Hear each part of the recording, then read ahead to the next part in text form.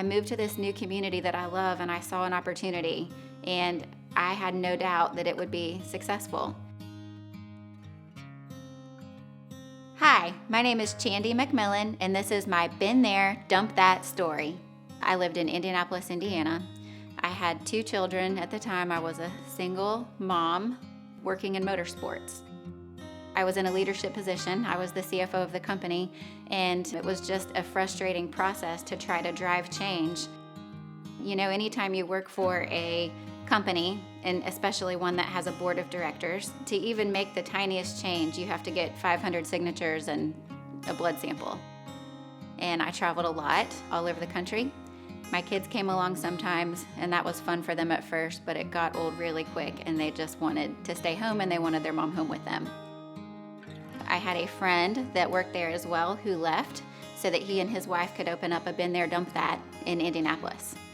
They would bring me a dumpster for a week or for a weekend, however long I needed it, so I got very familiar with the brand and the customer service. When I moved to Alabama, I had bikes that were too small and furniture that had gotten damaged and things that I really just needed to get rid of. But I looked all over for a dumpster company similar to what I had experienced with Been There, Dump That in Indiana and couldn't find anything. I felt that there needed to be a simple and friendly dumpster solution for people in this community that didn't need a big 30 or 40 yard construction dumpster. About a year after I moved here, I got engaged and told my fiance, I think I want to open a dumpster company. I think his head spun around 7 times. 6 months later, I had 1 truck and 24 dumpsters, and we were open for business in October. For me, the biggest challenge was moving into an industry at the age of 40 that I had never been in and didn't really know anything about. So for the first couple months that I owned the business, I drove the truck by myself. So I made every delivery, I did every pickup, I made every trip to the landfill, I tarped every dumpster. But that gave me the confidence that I needed to have a very powerful conversation trying to sell a product that I knew was awesome, but I have to convince everybody else of that. For me, the most rewarding thing about being my own boss is having the freedom to be able to work and be a mom and never having to choose between the two. This is the first time I've done anything in my life, career-wise, that has never made me feel like I couldn't be there for my kids when they needed me. Whether it was because somebody was sick, or somebody needed me to go to soccer practice, or somebody needed me to put makeup on their little face to get them ready for ballet. I've never had to choose between my family and my career. So we have 4 kids, so we're spread all over the place all the time. We go to the beach a lot. We have a boat. Our kids love to tube, kneeboard, wakeboard. We try to fill our night doing family things, all 6 of us together.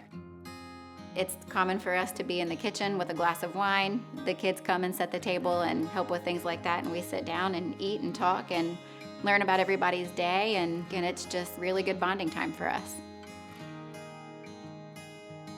My husband and I both, I like to believe, have an incredible work ethic. He sets a great example for our children, and I love being in a position where I can do that too. They come home from school, they see me on the phone and in front of my computer and talking to my drivers, and they know that it's still hustle time. We want them to know that they have to make their own way, and I feel like we're just setting an incredible example for them. I have the best relationship with my employees. They are more than employees, they really are friends. Okay, hang on, give me 1 second. Yeah. At our next meeting, do we need to cover what a 14 looks like and then what a 20 looks like? Or you think you got it? You got jokes today. I like it. You're awesome. Thank you.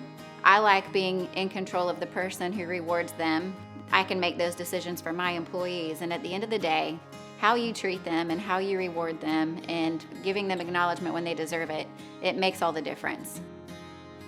I went after one of my current customers and was trying to get his business, and he asked me what my price was. And he tried to chew me down, and he said, I will never do business with you. You are too expensive. So with my head held high, I went on about my way. And I don't know, about 6 months later, he called me up and was in a pinch and needed a dumpster. And I gave it to him at my price. And today he probably gets 10 dumpsters a week from me. So when you have any kind of a vision, chase it down. And it might be something completely out of your wheelhouse and something that you never saw yourself doing, but that doesn't mean that you can't. I'm in charge of my future. I work until I want to work. What happens to my business is decided upon by me. If I want to sell it and use that money for retirement, I can do that. If I want to hang on to it and pass it down to one or two of my children, I can do that. It's very empowering to be in a position where you're in charge of daily decisions, but the decisions that you get to make when you decide to be done working and how that affects your family and what you're able to give to them, that's priceless.